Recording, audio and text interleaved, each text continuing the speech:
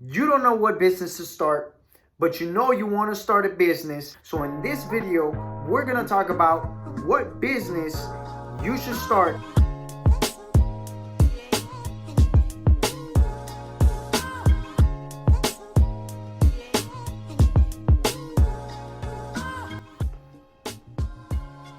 What's up, everybody? This is your boy Alfredo with Solo Fitness. Today, what we're going to talk about, and the question of the day is, you don't know what business to start, but you know you want to start a business because you want to have control of your freedom, control of your time, and because you want to fulfill your vision to be an entrepreneur. It is currently about 12 a.m.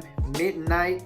I'm in here in my home office recording this video for you guys because I am a strict believer that in order for one to achieve and accomplish everything that one wants to accomplish, it is very important that you move at a rapid pace in order to do so.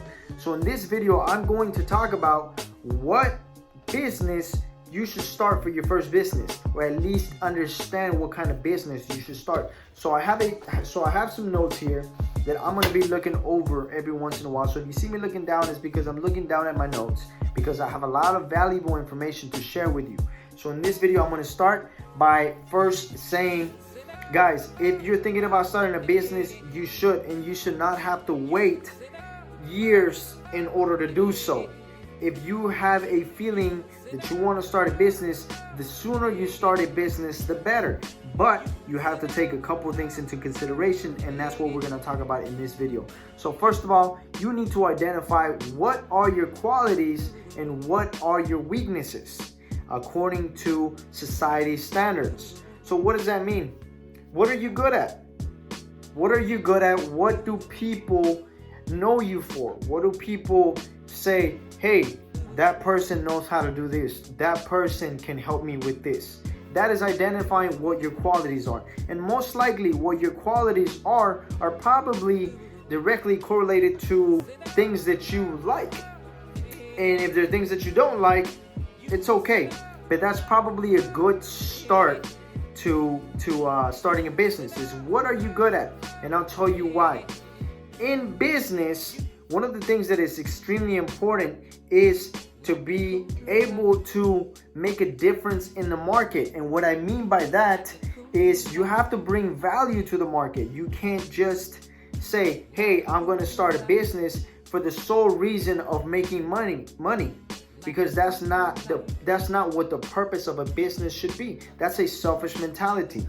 The whole purpose of a business, and it's very important that we understand what the whole purpose of business is to solve a problem, either for your community, either for the world, either for humanity.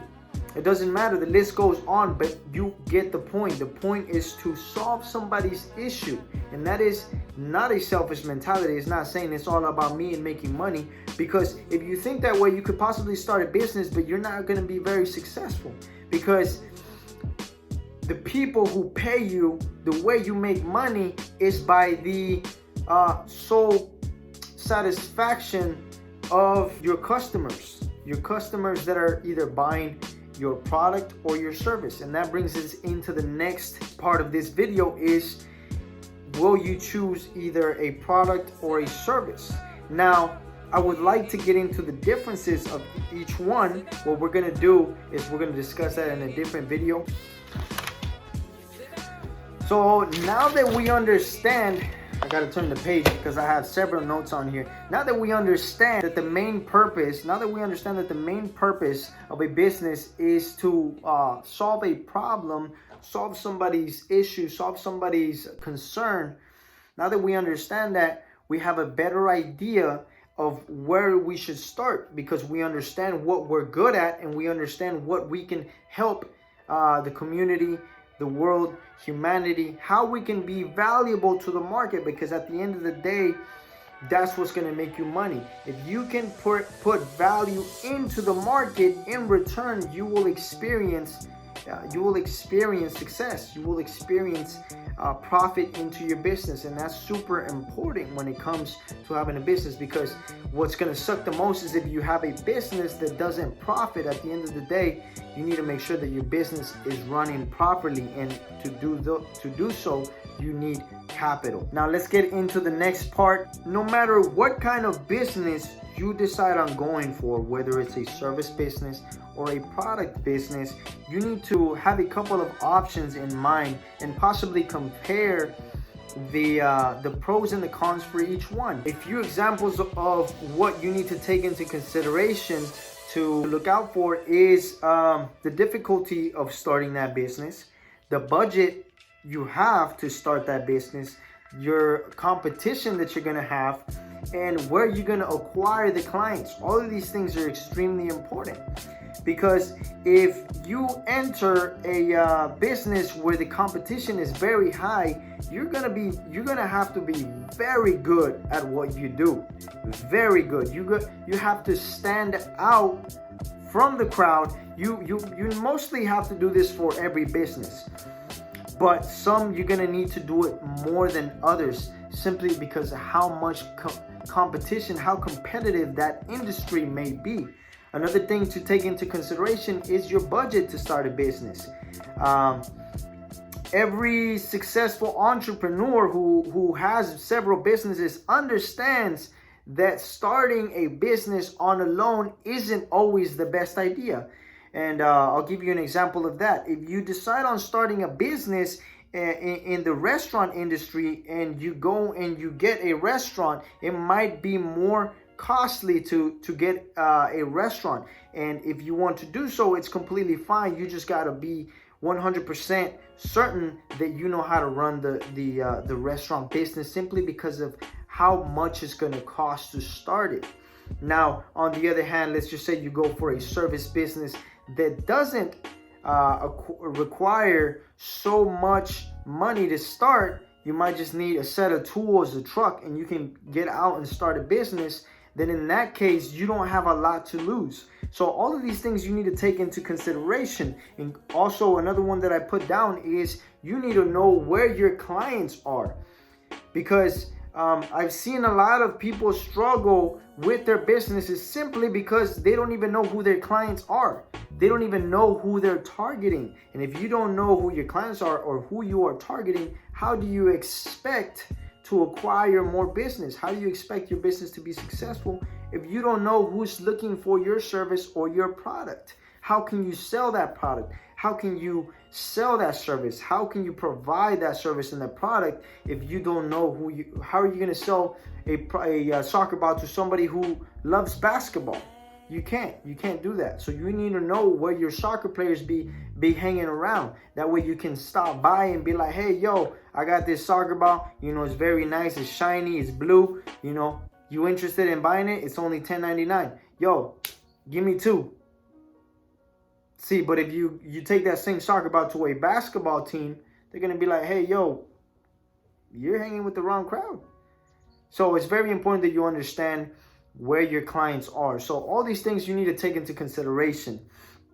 Now, that pretty much sums it up. Just going to look over my notes, make sure I didn't miss anything. Now, guys, I do understand that this is a lot of information, and I don't want to overwhelm y'all with so much information, but at least I want you guys to understand the bigger picture, because I see a lot of people focus on the little things. What if I mess up on this? What if I don't have money for my bills? What if, no, maybe I need a car first. I need to be settled on this first. I need to pay off this loan first. So many things that they make such huge problems when the bigger picture is so much bigger than those small problems. If you do decide on starting a business, you will encounter much bigger problems. So there's nothing wrong with that. It's just the way that you the way that you approach a situation. You can either minimize it, or you can make it something very big. You can make a problem much bigger than it should be. I always teach this to my guys. Make your problems seem small, because you're going to run into eventually in your life, if you plan on succeeding and progressing in life, you're going to run into much bigger problems. And those bigger problems, you need to minimize them as well, because you're going to continue to getting to the next level, and each level that you get to is just going to get harder and harder. So guys, that's all I have for today. Thank you guys so much for watching.